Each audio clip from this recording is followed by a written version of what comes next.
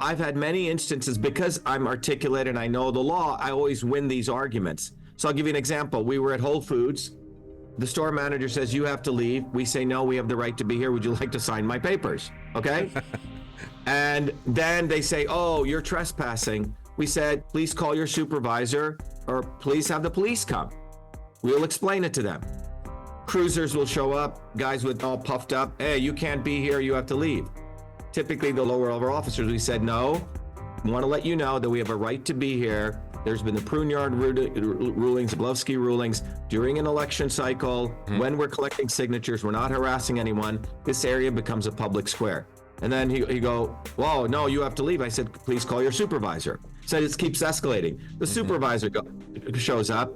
And then typically those guys will say, hold on, they call the attorney. And they'll, most of the time, if you stand firm and you're able to articulate, they say, okay, you have the right to be here, but you can't harass people, and they'll go tell the store manager. That happened to us when we were collecting signatures just 8 weeks ago in Utah. Okay, our volunteers are collecting.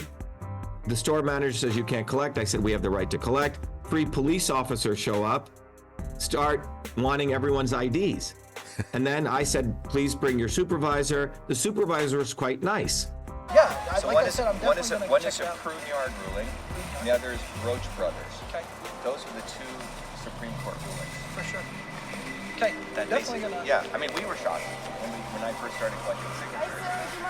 We went and did that. That's the first thing we got home to say, hey, you know, am I allowed to go collect this private property? Sure. Right, so it's an interesting contradiction.